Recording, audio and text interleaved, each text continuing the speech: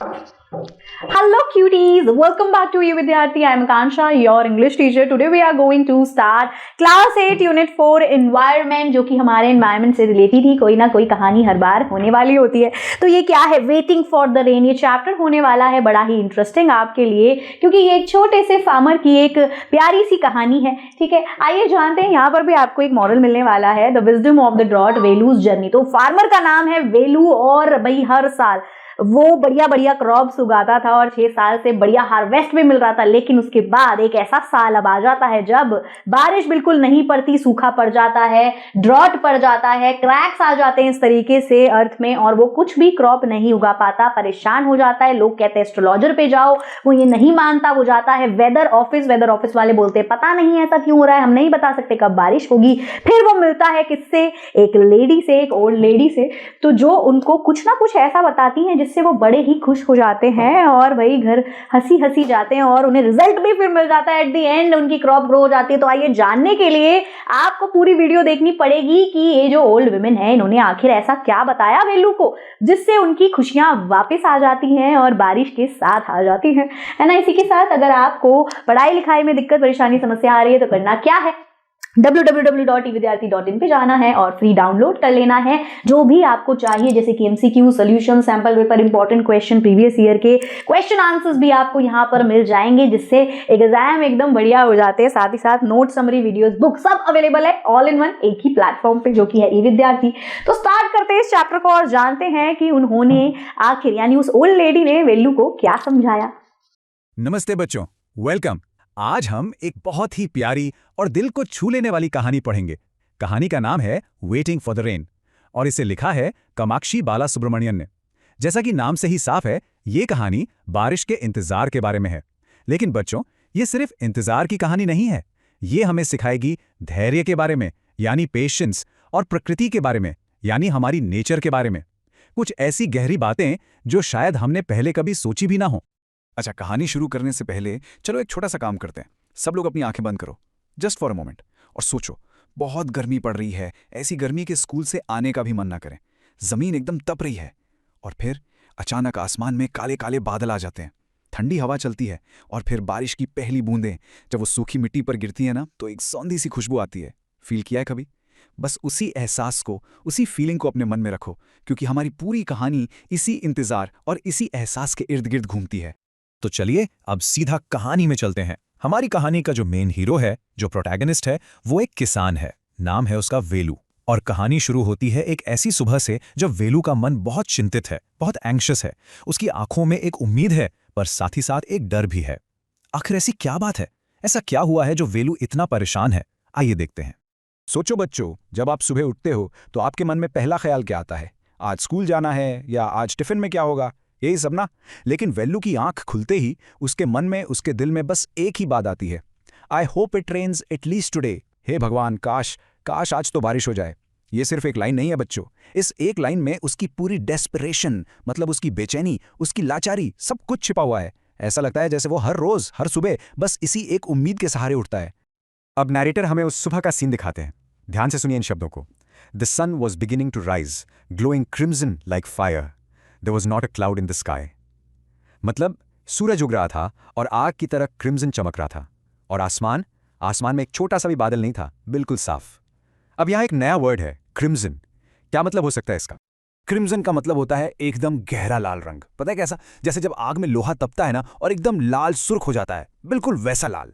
तो अब आप ही सोचो, एक किसान जिसे पानी की उम्मीद है, जिसे ठंडक चाहिए, उसे अगर आसमान में बादल की जगह आग जैसा लाल सूरज दिखे तो उसके दिल पर क्या बीतेगी? ये तो बारिश के लिए बिल्कुल भी अच्छा साइन नहीं था। इसने वेलू की सुबह की उम्मीद पर पानी फेर दिया।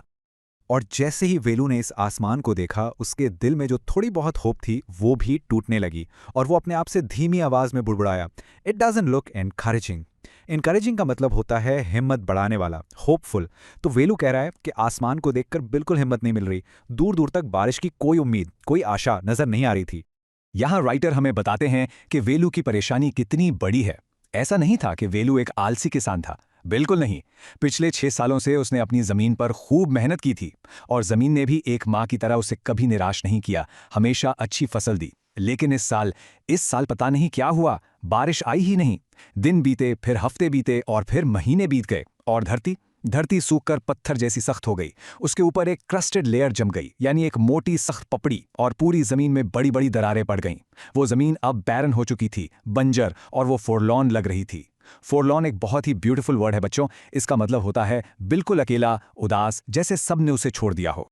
तो ऐसी हालत में एक बेबस किसान क्या करे? क्या वो हाथ पर हाथ रखकर बैठा रहे? नहीं, वेलू ने हार नहीं मानी। वो अपनी इस प्रॉब्लम का कोई ना कोई सोल्यूशन ढूंढने के लिए निकल पड़ता है। चलिए उसके साथ चलते हैं और देखते हैं कि वो जवाब ढूंढने के लिए कहां कहां जाता है। अब यहां पर ना हमें दो अलग अलग तरह की सोच, दो अलग अलग टीम्स दिखती हैं। एक तरफ है गांव के बाकी लोग। उनका क्या आइडिया है? वो कहते हैं we ought to talk to some astrologers यानी ज्योतिषी। गांव वालों को अपनी परंपराओं पर, अपने विश्वास पर भरोसा है। उन्हें लगता है कि पूजा पाठ करके ऊपर वाले को मनाने से बारिश आ जाएगी। और दूसरी टीम में अकेला वेलू। उसकी सोच बिल्कुल अलग है। वो एक प्रैक्टिकल इंसान है, यानी वो चीजों को लॉजिक से देखता है। वो कहता है I can't see how talking to astrologers will bring rain. भला ज्योतिषियों से बात करने से बारिश कैसे आ सकती है? वो इस समस्या का एक प्रैक्टिकल सोल्यूशन चाहता है, कोई अंधविश्वास नहीं। तो वेलू गांव वालों की बात नहीं मानता और सीधा शहर के वेदर ऑफिस यानी मौसम विभाग पहुंच जाता है। उसे लगा साइंस के पास जरूर इसका कोई जवाब होगा, लेकिन अफसोस, वहां जाकर उसकी आखिरी उम्मीद भी टूट जाती है। वहां के जो एक्सपर्ट्स थे वो खुद हैरान थे। उन्होंने क्या कहा? So many favourable conditions but still no rain, very odd. Favourable conditions मतलब बारिश के लिए सारी चीजें बिल्कुल ठीक हैं, हवा भी, नमी भी, सब कुछ, पर फिर भी बारिश नहीं हो रही। ये बहुत अजीब यानी ऑड बात है। सोचो, जब साइंस ने भी हार मान ली तो वेलू बिल्कुल डिजेक्टेड हो गया। डिजेक्टेड यानी पूरी तरह से निराश और दुखी। कहते हैं ना, जब सारे रास्ते बंद हो जाते हैं तभी जिंदगी हमें एक नया रास्ता दिखाती है। थकाहारा, टूटा हुआ वेलू एक पेड़ की ठंडी छाया में आराम करने के लिए बैठ जाता है और वहीं उसकी मुलाकात एक ऐसी बूढ़ी औरत से होती है जिनकी आंखों में सदियों की समझदारी यानी विजडम चमक रही थी। ये वो इंसान है जो वेलू को एक बिल्कुल नया नजरिया, एक नया पर्सपेक्टिव देने वाली हैं। वेलू ने देखा कि वो बूढ़ी अम्मा बिल्कुल शांति से बैठी हैं और उनके चेहरे पर एक मुस्कान है। ये देखकर वेलू के अंदर का जो दुख था, गुस्सा था, वो सब बाहर आ गया। उसे लगा ऐसी बुरी हालत में कोई मुस्कुरा कैसे सकता है? तो वो थोड़ी कड़वाहट से पूछता है, what are you smiling at अम्मा? किस बात पर मुस्कुरा रही हैं आप? Without the rains there is nothing to smile about. बारिश के बिना यहां मुस्कुराने लायक कुछ भी नहीं है। अब अम्मा ने जो जवाब दिया ना, उसने वेलू को एकदम आश्चर्यचकित कर दिया। वो बहुत प्यार से कहती हैं, perhaps you have worked too hard. शायद बेटा तुमने कुछ ज्यादा ही मेहनत कर ली है। ये सुनकर तो वेलू को जैसे गुस्सा ही आ गया। ये क्या जवाब हुआ? वो कहते हैं मैंने ज्यादा मेहनत की है? मैंने तो वही किया जो हर किसान को करना चाहिए, अपनी जमीन की देखभाल। उसे अम्मा की बात बिल्कुल समझ नहीं आई। और अब बच्चों, कहानी का सबसे इंपॉर्टेंट हिस्सा आ रहा है, the heart of the story. अब हम वो ज्ञान, वो विजडम सुनेंगे जो ना वेलू को एस्ट्रोलॉजिस्ट से मिली, ना वेदर ऑफिस से। ये ज्ञान सीधा प्रकृति से आ रहा है, नेचर्स जेंटल विजडम। तो आइए बिल्कुल शांति से और ध्यान से सुनते हैं कि अम्मा आगे क्या कहती हैं। अम्मा कहती हैं, but my son, have you thought about the land? मेरी बेटे, तुमने बारिश के बारे में सोचा, अपनी फसल के बारे में सोचा, अपनी मेहनत के बारे में सोचा, पर क्या तुमने कभी इस जमीन के बारे में सोचा है? The earth works too, shouldn't someone let the land rest a bit? ये धरती भी तो काम करती है बेटा, दिन रात सालों से। क्या ऐसे थोड़ा आराम नहीं मिलना चाहिए? कितनी गहरी बात है। जैसे हम लोग काम करके थक जाते हैं और हमें आराम, छुट्टी चाहिए होती है, वैसे ही ये धरती माँ भी तो थक जाती है। अम्मा आगे समझाती हैं। वो कहती हैं कि ये धरती, हमारी अर्थ, बहुत पुरानी है। वो सदियों से नॉन स्टॉप हम सब के लिए काम कर रही है, हमें अनाज दे रही है। और जो नेचर है, प्रकृति, वो हम सब की माँ जैसी है। और एक माँ को पता होता है कि उसके बच्चों को कब आराम की ज़रूरत है। इसीलिए ये जो सूखा पड़ा है, ये कोई पनिशमेंट नहीं है। ये प्रकृति का तरीका है ज़मीन को आराम देने का, ताकि वो अनडिस्टर्ब्ड रह सके, यानी बिना किसी परेशानी के शांति से आराम कर सके। और जब वो अपना आराम पूरा कर लेगी और बारिश आएगी, तब वो एकदम फ्रेश और नई शुरुआत के लिए तैयार होगी। अम्मा की इन बातों ने वेलू की सोच ही बदल दी, जैसे उसकी आंखों के सामने से एक पर्दा हट गया हो। अब जब वो अपनी सूखी, दरारों वाली जमीन को देख रहा था तो उसे वो फॉरलॉर्न या उदास नहीं लग रही थी। अब उसे लग रहा था जैसे उसकी प्यारी जमीन, हिज बिलवड लैंड, शांति से सांस ले रही है, ब्रीदिंग पीसफुली। वो उस सीजलेस ईयर राउंड कल्टिवेशन से एक ब्रेक ले रही है। सीजलेस का मतलब है जो कभी ना रुके, लगातार चलता रहे। उसके लिए अब यह सूखा एक प्रॉब्लम नहीं, बल्कि जमीन का आराम करने का जरूरी समय बन गया था। और बच्चों, जैसे ही वेलू के मन का बोझ हल्का हुआ, जैसे ही उसने इस नई विजडम को दिल से एक्सेप्ट किया और शांति से घर की तरफ चलने लगा, तभी एक जादू होता है। ऐसा लगा जैसे प्रकृति, नेचर बस इसी पल का इंतजार कर रही थी। जैसे ही वेलू का पर्सपेक्टिव बदला, मौसम ने भी अपनी करवट बदली। वेलू मन ही मन सोचता है, शायद शी इज राइट, शायद अम्मा सही कह रही हैं। और जिस एग्जैक्ट मोमेंट पर वो ये सोचता है, उसे कुछ अजीब सा महसूस होता है। And what was that? वो एकदम से चौंक जाता है। क्या हुआ होगा? Can you guess?